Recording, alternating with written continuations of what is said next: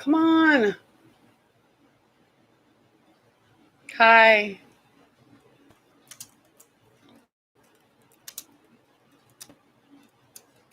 Your show will go live in 5 seconds. Four, three, two, one.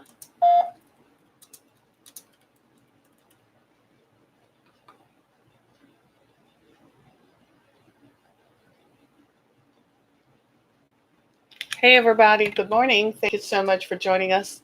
This is Harriet Kamrick with Down to Earth, and it's Thursday, January 23rd.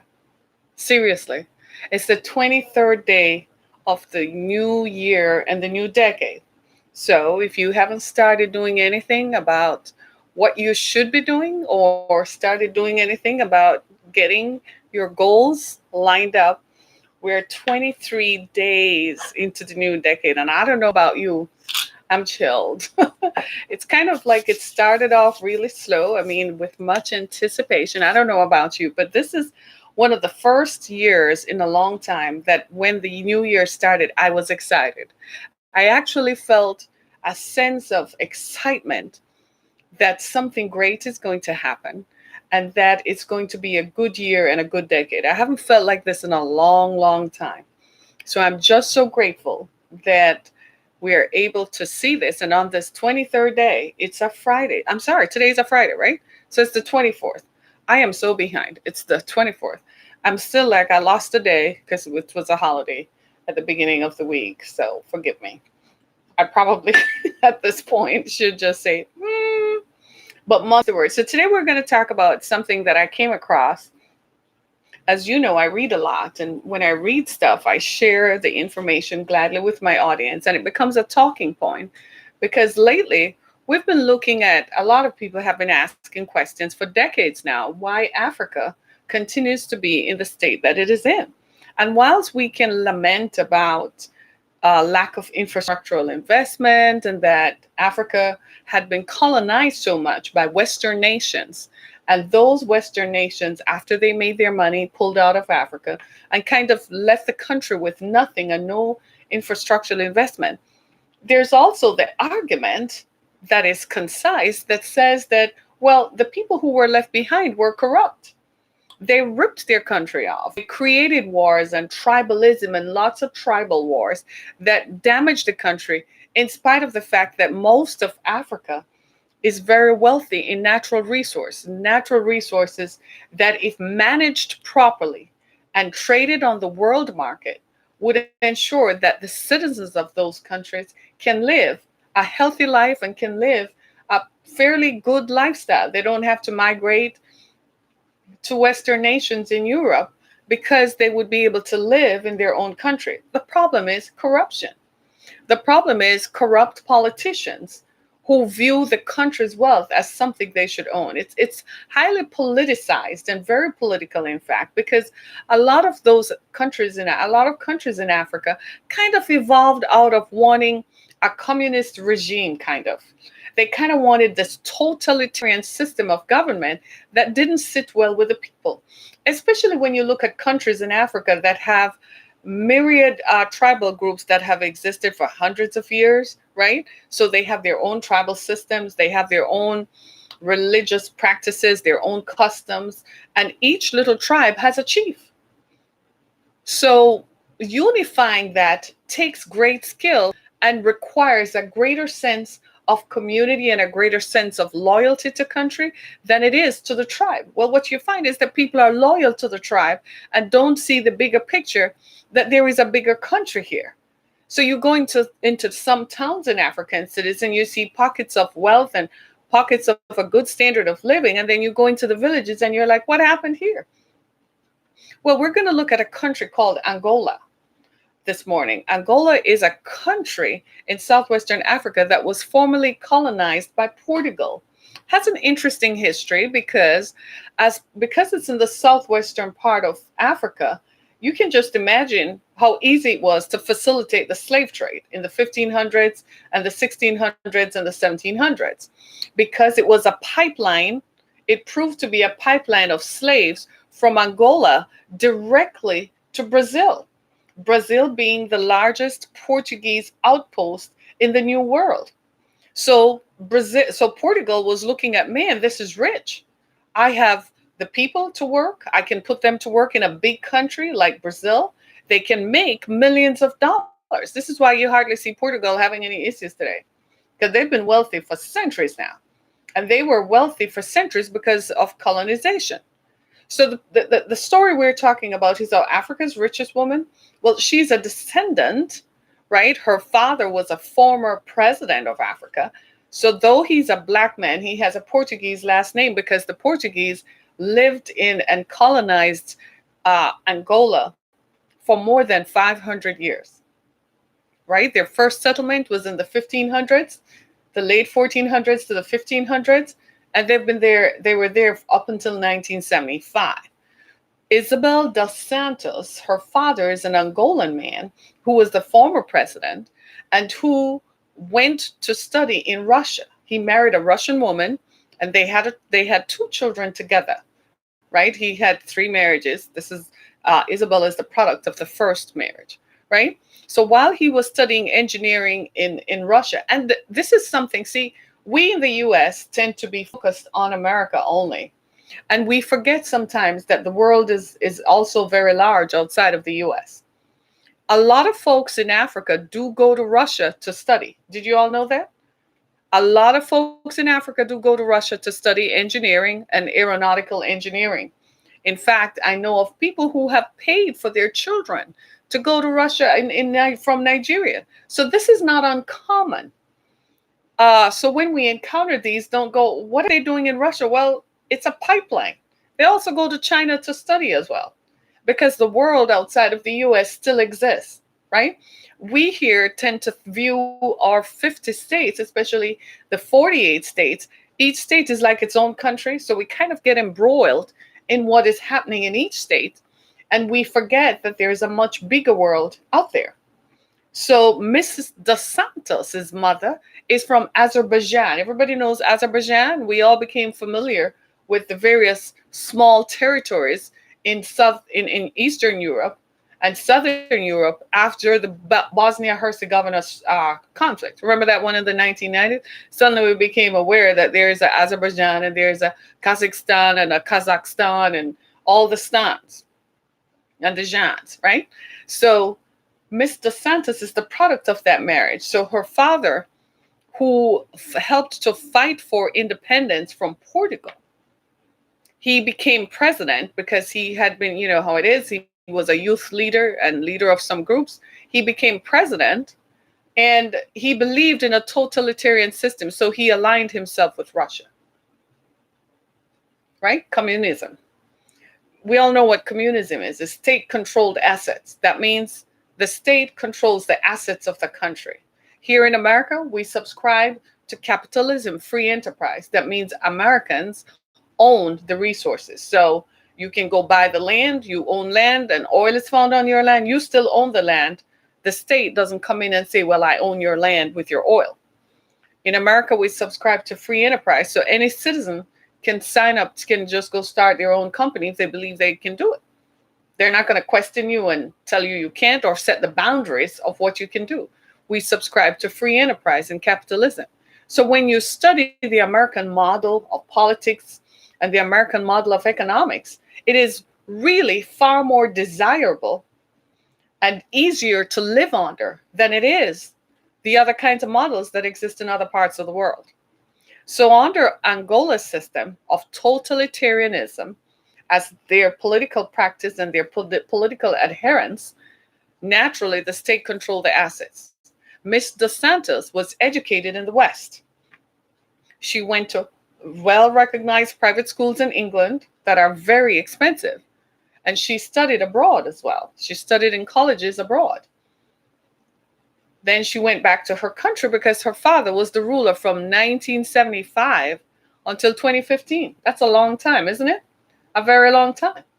He was the ruler, so he controlled all the state assets. He amassed a fortune that is unbelievable.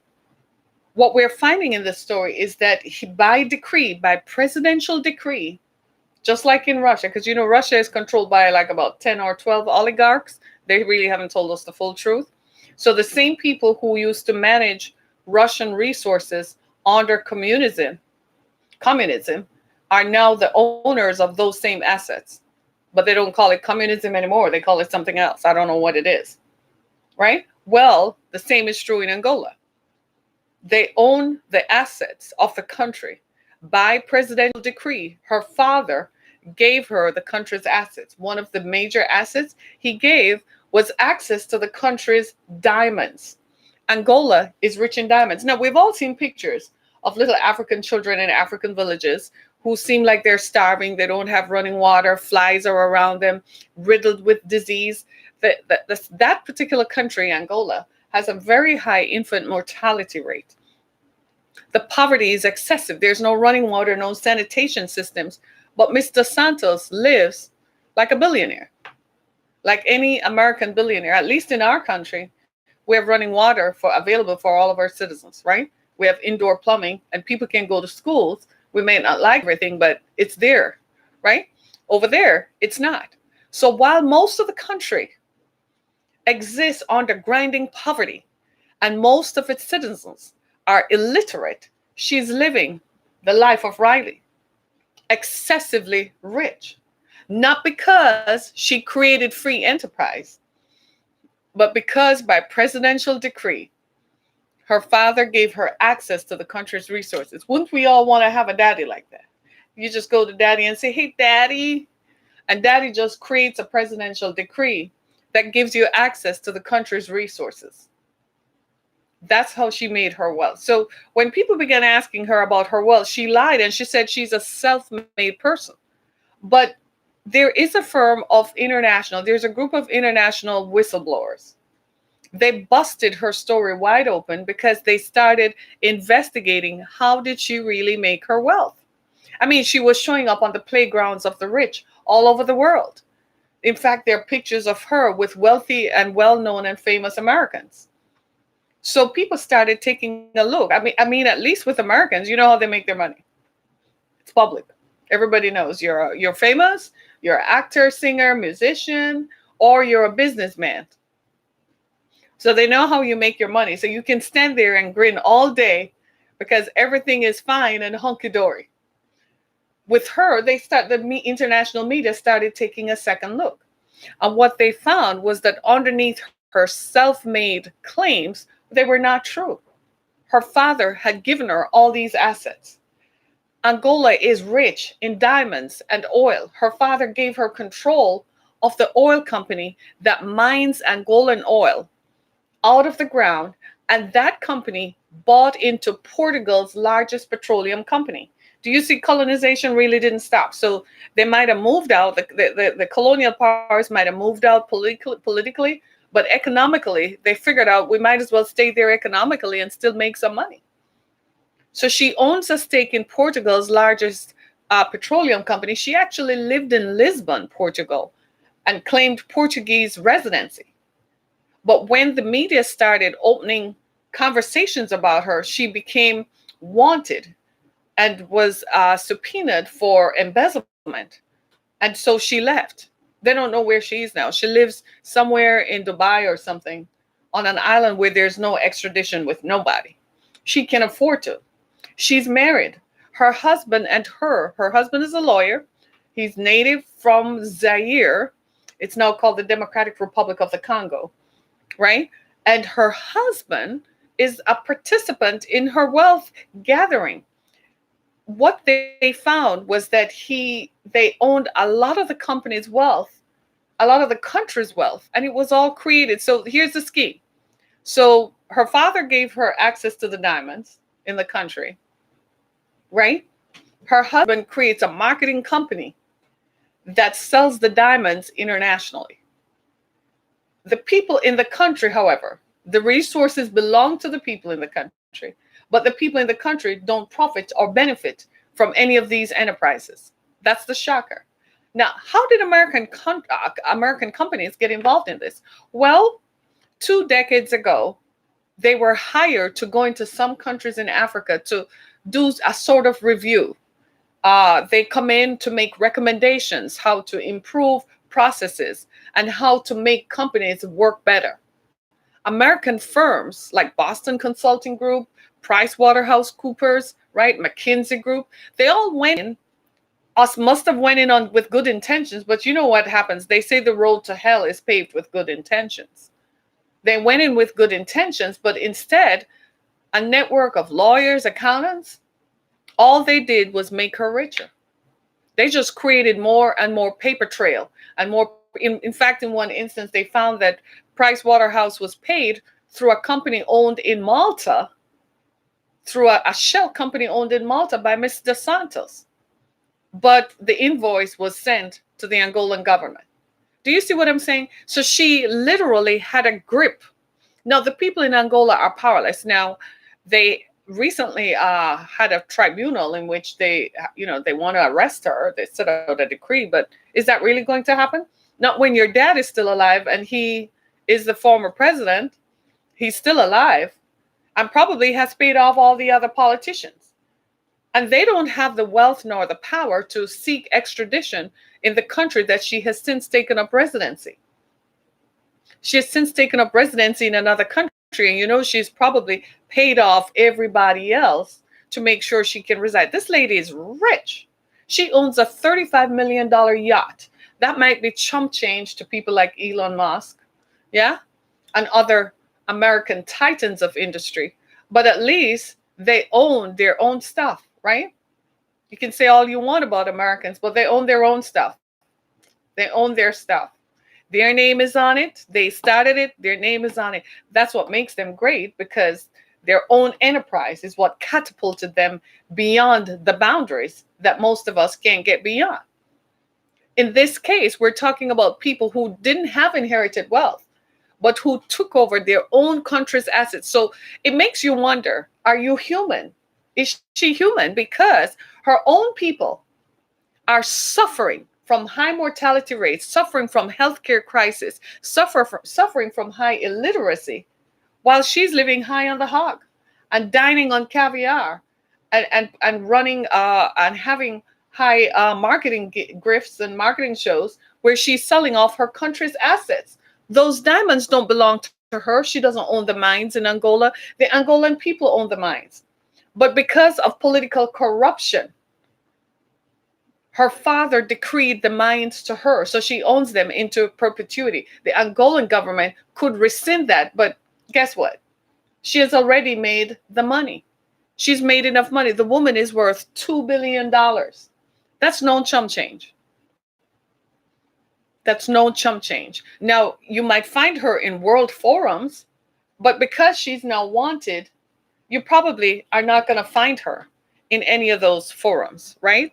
Because she's now wanted, right? And so what you're finding is that she is a person who wants to be, who is probably going to face, I don't know, at some point in her life, it is possible that she might face some sort of corruption charges, don't you think? At some point in her life, it is possible that she might face some corruption charges. And that would not be unusual. It sounds like typical Africa on any day. And so the wider question is, what were American firms doing there? And why did they not pull out when they saw corruption? Why did they say that, well, the fees were good? They were making the money. They're not being held accountable as we are in this country by oversight committees in the Congress or in the Senate or in the House. They're not held accountable by attorneys general. They're not held accountable by state oversight committees. That's a wage. Even your own company, you can run it all you want, but if you break the law, then you're going to be held accountable for breaking the law. No, American companies went in there to offer consulting and to offer advice and to offer recovery and to offer improvement mechanisms and processes, but instead they facilitated her wealth. She continued to make money whilst they didn't lose anything. And it's sad, because you would have thought that they would at least rise above the corruption, rise above the ish that was already there. That, in fact, that's what they went in there for, was to make sure that corruption does not take place. Instead, They kind of sat there and watched it ferment over 20 years. Miss DeSantis is 46. She didn't become wealthy overnight. After she graduated college and went back home and got married, that's when her father started placing her in charge of state assets. In those kinds of economies and in those countries, under those political systems, it's not unusual for nepotism to reign. It's one of the reasons that we were fighting against when this current president began naming his children to key positions of power. It's called nepotism. There is a reason for that. Because you become blinded by familial ties and you don't see the big picture. You see where I'm coming from? But nepotism reigns in those kinds of situations where people just randomly appoint family members or friends to positions over state assets. And then there is no accountability. Nobody is holding anybody accountable. There's no such thing as a free press in those situations where people can say, well, freedom of speech reign, much as it is here in the United States where we have free speech. People have a constitutional right to free speech. No, not in those countries.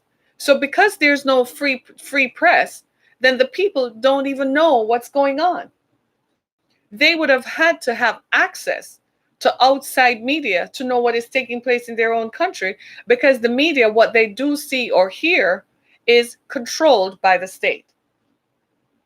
They also don't vote. How are they going to vote? You vote when the president tells you to go to vote, when he feels like calling an election that he has orchestrated.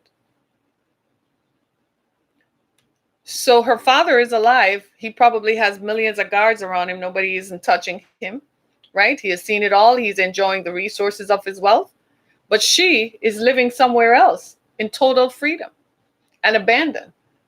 Because when they make their money in those countries that they make from all the country's assets, that money doesn't stay in the country. It's parked overseas. It's parked in other places, in tax-free tax shelters, tax-free havens, where there are very few questions asked. For instance, we all know about Panama. Yeah, Panama is a tax haven. So you want your money parked in Panama, you go to the bank, you tell them, you find somebody who knows, and they tell you how it gets done. They create a shell company in Panama, and the money's parked there, and nobody asks any questions. You get an address, PO box number. Happens in the Bahamas, happens everywhere, right? This is how the wealthy of the world function. Now, most of us don't know that because, we're in our day-to-day world, and we're like, oh, that has nothing to do with me. But you should know. You should be informed. Don't ask why it has nothing to do with you. Your little money is nothing. These people have billions of dollars. They have access. In fact, Miss DeSantis, it is reported that she owns over 400 companies and has a network stretching from Hong Kong to the United States. She's extremely wealthy. She's not rich, she's wealthy. She can afford to take off. She probably is going to be on SpaceX flight out of here to Mars or some other place pretty soon. Probably has bought that passage already. I'm laughing because it's not funny. Right? So when you look at it, you have to ask yourself, is this really all that it is? Is this really all that it is? Because the way it's ingenious in how they did it. She and her husband, what they did was they took when her father gave her control of the diamond industry, she created a marketing company and marketed said diamonds on the international market and had international celebrities showing off the rocks. But the Angolan people don't know that because they're too poor to have television. They're too poor to have electricity. So they don't know that it is their own diamonds. It's their own works that this woman, that their own citizen, their own daughter is profiting from it. And they don't have a clue what is going on. When you read stories like this, it makes you celebrate the fact that you live in America. It makes you happy to know that you live under a system of government and under a system that imposes oversight, No, America isn't big on control. They don't want to control anybody. They have more subtle ways of doing that, but they do have oversight. It makes you want to celebrate that you live in a system where tomorrow morning when we all wake up, Trump will still be in the White House. The military will still be doing what they're doing. The Senate and the House will still be doing what they're doing. And at the local level, the streets are patrolled. They're not even patrolled. You don't see police officers driving around with guns hanging out. You barely see a police car most of the time, right? You don't see the state police pulling people over randomly. It's free. These when you read these kinds of stories, it's kind of like you scratch your head. I was reading the story and I kept saying, "Oh wow," because it's 2020. These are the stories that you heard that happened in the 1960s, the 1970s, and proliferated in the 1980s. You would have thought that the entering of American firms into these economies would negate all of that and would prevent all of that because they would have brought Americanism, oversight, and transparency into these situations. Instead, she still walked away after 2 decades owning the country's wealth. And there are American celebrities who took pictures with her, who I know right now probably took those pictures off of Instagram. They have parted with her because the playgrounds of the rich, it's still just a small planet. There are only so many places that the rich are going to go to. There are only so many places. They have a routine that they travel. Certain times of the year, they go to this place. Certain times of the year, this is what is happening. They have an itinerary, a travel itinerary that is common to people of that ilk. Meanwhile, the rest of us are grinding it out and are happy when we can get a trip to Disney and can get a vacation to Mexico or something, right? And think it's a heyday when you can go on Europe to vacation. Meanwhile, there are folks who go away every 5 minutes. They get on a plane, get on a yacht, and they sail the high seas with all of their country's wealth and sip mimosas in the name of the people whom they are supposed to be taking care of. Isn't it shocking? What's shocking to me is that American firms whom I trust, who typically provide oversight and transparency, participated and facilitated this. They knew this was happening and they didn't stop it. They didn't pull out and say, well, I can't do this because for integrity reasons. They just stayed there and made their money and quietly walked away. Some of them are still there, quietly walked away while this woman continued to rip her country off. Were it not for whistleblowers, were it not for journalists, you would have never known that this was going on. The funny thing is, the thing about it is that while this is happening in Angola, guess what? It's happening elsewhere. Angola is not the only country. There are other people who are ripping their country's assets off. And you wonder why Africa stays the same. This is why. People are so corrupt. The tribalism that goes on in these spaces, where they put the tribe and the interests of the tribe above the country. And so these things continue to rip a whole continent off. And the colonial powers don't interfere because they're like, well, we gave you independence. So you wanted to be independent, but they created tribalism, the colonial powers, because while they were there, they divided and conquered. They did not spread unity because unity was what? A threat to their stability. So the colonial powers who colonized these spaces ensured that tribalism proliferated because it suited their own political and economic interests. They encouraged it. They stirred it up. You remember the conflict in Syria? The conflict in Syria was led by this egotistic bastard, Assad, who killed his own people off, right?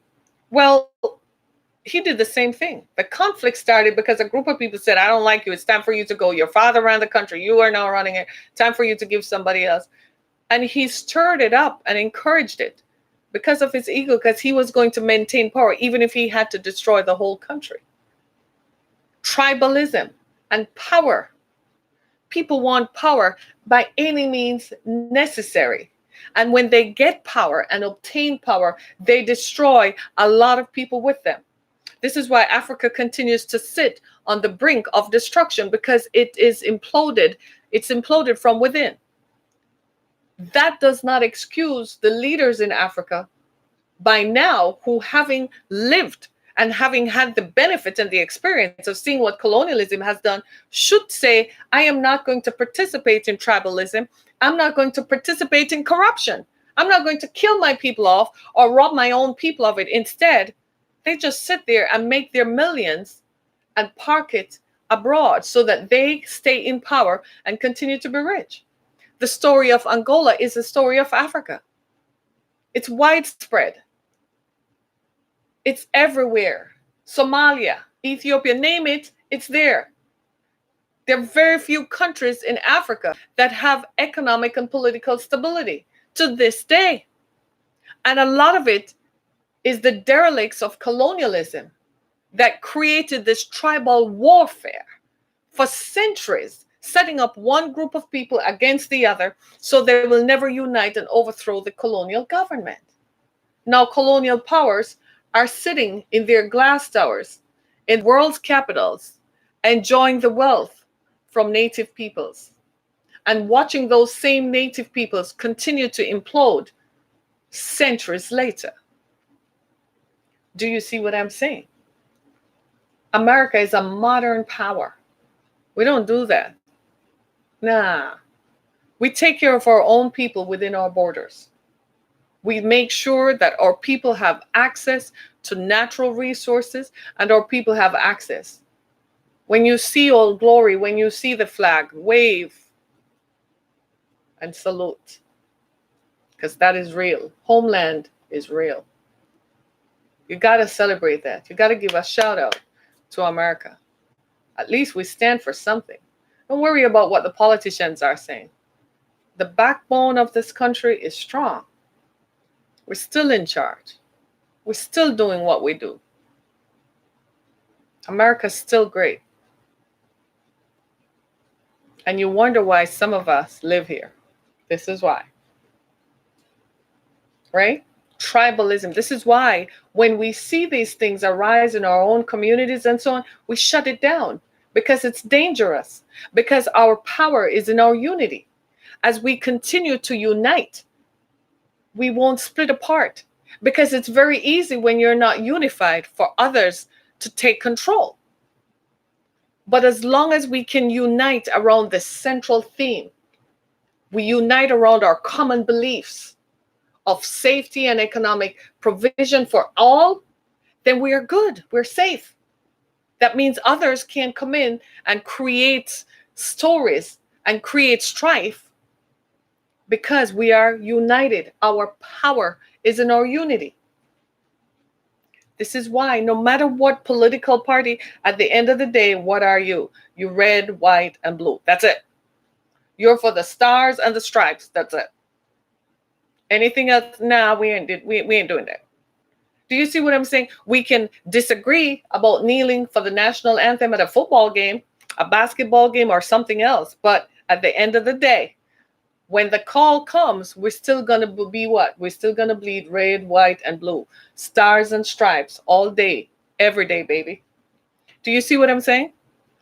Whilst I do have some disappointment in these American firms who went there, they probably thought the story would never be told. But these are firms whom here in the United States perform with the highest standards of integrity, because here they're being held accountable by a system of laws. You see, the founding fathers were not that stupid, right? They were not that stupid. They had something going on. They designed a system of laws.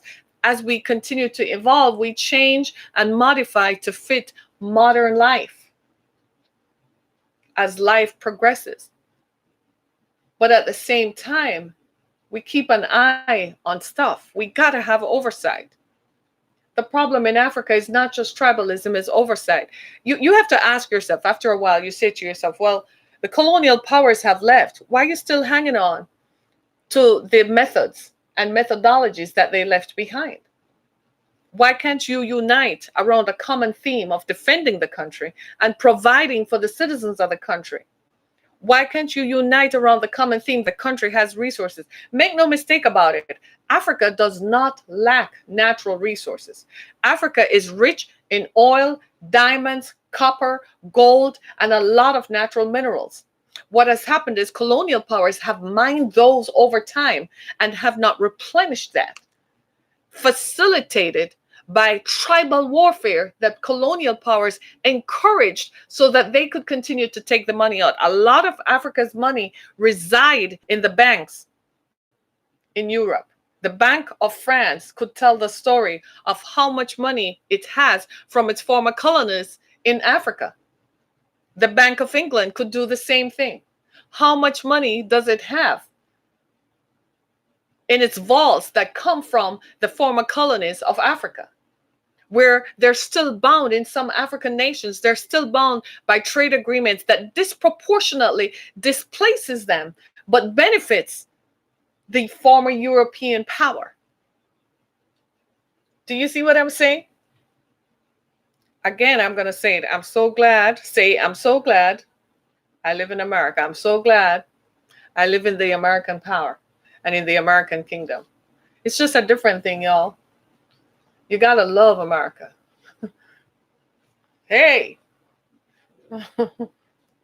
it is what it is. I kid you not. When I look at all this stuff, I am still shocked that this kind of stuff is still going on in Africa. I kid you not. I thought that as time evolved, they would have gotten past the tribalism that has desegregated and disseminated and destroyed their systems of government. I thought they would have grown up and grown past it. Having looked now and seen how it has killed millions and millions of people, and the best of their people continue to emigrate and leave, I thought they would have gotten past it. Instead, the governments are still as corrupt. I know somebody who I met here, and she's still a bishop in Nigeria. And the stuff she described was mind-blowing.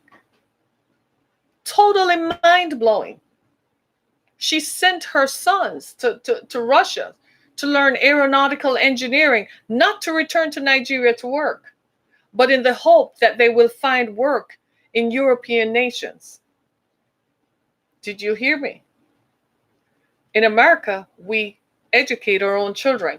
So now it's our responsibility to make sure that they find work right here in America. Build up our country. Take the best of our country. Since we're educating our own people, yeah, find work for them so they build our country up. Let them bring their smarts, their intellect, their insight. Let them build their creativity and their innovation to build us up and continue to make this power great. I want the American reign to continue for a long, long time because it's fair. Because you don't have to worry about rampant corruption and disintegration of political systems that pose a threat to safety and security of human life. I much, much, much prefer this way of life. I want this to continue into perpetuity, and I pray that it is so. You with me? I pray that it is so. Fairness, where you can participate in governmental systems and systems of choosing your leaders, not out of fear, but out of a genuine desire that this is the person I think should be, and this is the person I like. This is why when you watch the impeachment trial, look at it from the perspective that that's democracy at work. That's us exercising our freedom to choose whom we want. We choose somebody. We're watching it work. That's what it tells us. This is a great democracy. It's working for our good. It is working for our good. It's demonstrating to other countries, this is what you probably should do. They may not like it. They might have other names to describe it, but guess what? This is what we do. We don't know what you do over there. What you do may not suit us, but this is what we do over here. This is what we look like.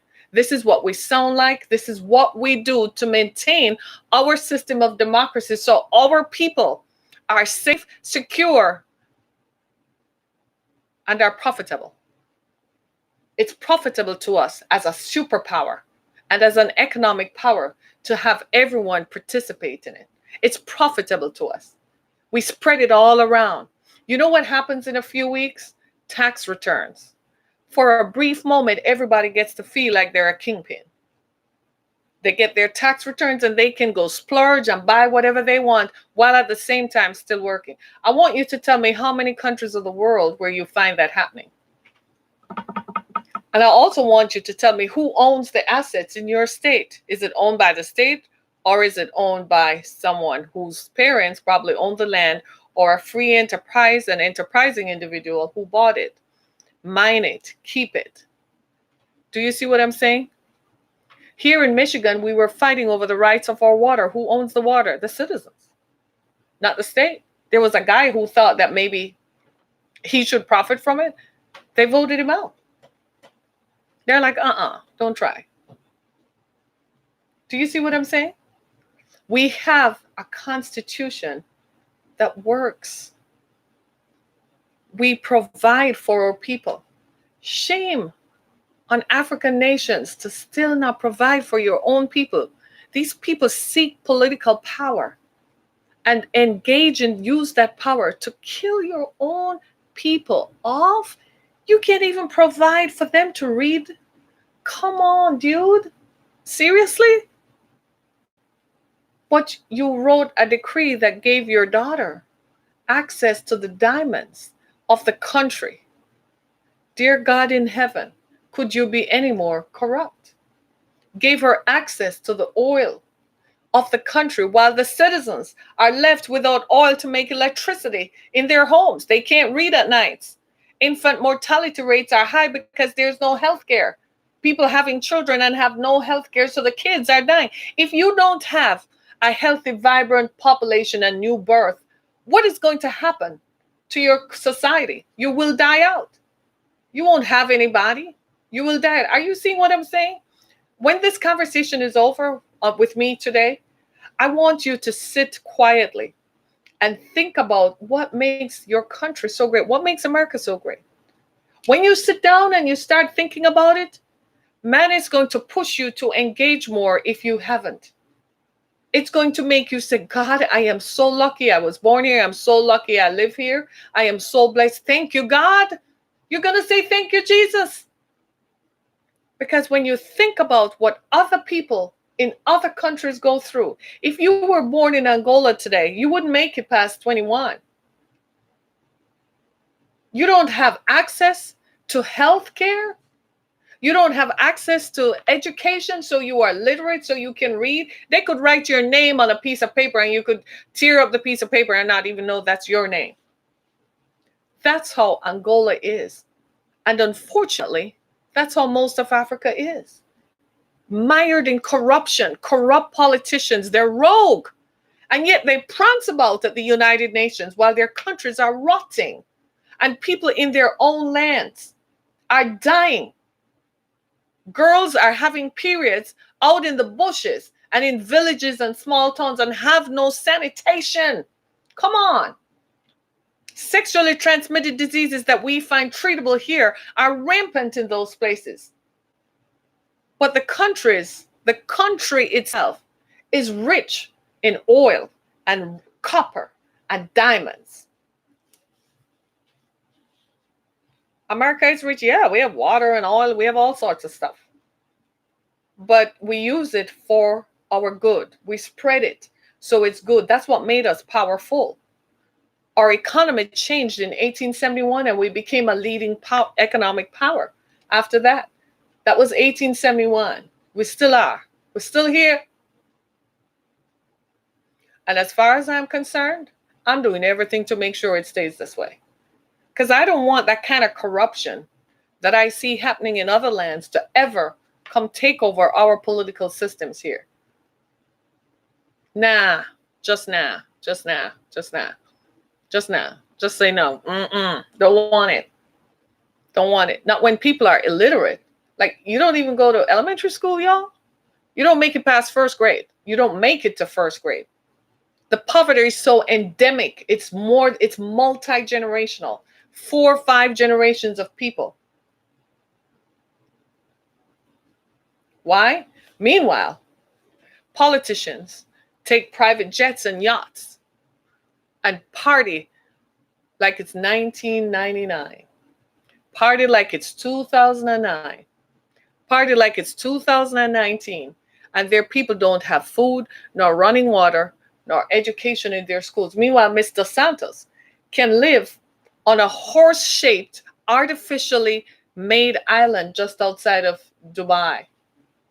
It's a horse shaped island, tax free haven, has no extradition treaty. It looks like it was a place that was created by the world's wealthy so that they run the system of government. So there's no extradition to any country. They don't have extradition treaties with anybody. So you can't go down there and extract them and bring them back to their own nation, to their native land for nothing.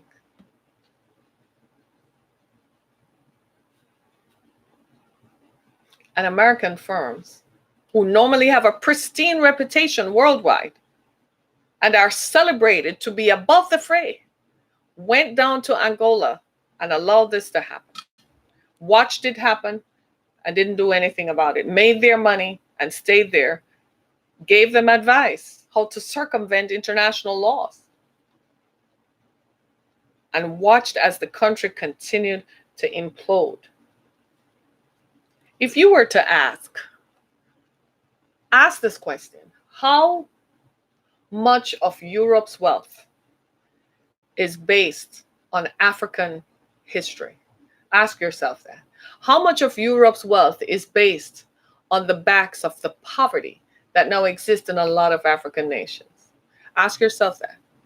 If you were to ask that question, do you think a lot of European powers today that exist today, who were former colonial powers, do you think they would exist as an economic power had they not participated in this rampant lifestyle in Africa? No. They saw an opportunity. Christopher Columbus was an opportunist. They saw an opportunity and went for it. And boy, did it ever work out for their good. It makes you want to ask this question, and this is my final thought. When America had the option to do that, why didn't they? Makes you wonder. What was it that was different about the American way of thinking that made them not participate in something like that? I leave you with that thought. Because we complain about our country. We're criticized. How we go into other lands and blah, blah, blah to maintain peace and so on. But have you ever thought about why didn't we go in there and rape their countries? And why didn't we? Think about that. We had the power. We had the military might. And we didn't. Think about that. My name is Harriet Kemmock with Down to Earth. Continue to listen to our thought-provoking sessions on Spotify, Google Podcasts, Apple Podcasts, Podcast Addict, and anywhere your favorite podcast platform is. I want to thank you so much for listening to me today. Thank you so much, my viewer on YouTube, and for those of you who have joined me on Twitter, and those of you on various other platforms. I want to celebrate you and thank you. And those of you who continue to listen to us from around the world, I am so grateful that you take time out to listen to me. For those of you in the United Kingdom and Namibia and Switzerland, you amaze me. Seriously. Bangladesh, seriously. France, man, you continue to amaze me with what you do. Thank you so much, everybody. I got to go. It's Friday. Live fearlessly. It's Fearless Friday. Say it. It's Fearless Friday. It's Fearless Friday. But I want you to think about the American way of thinking and the American way of life. Why is it the American power structure is such that it protects people? It doesn't just leave people like that. I just want to know. Thanks so much, everybody. Be blessed. Love you.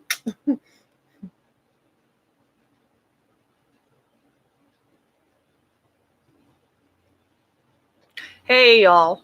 Let me see what you were saying. You were saying you love America and all people. I love America. America is the best place to be. There's no other place. There's no place like America. There's no place. This is the best place to be. And I thank God every day I wake up. I thank God every day for America. I love this country. Thank God. Be blessed.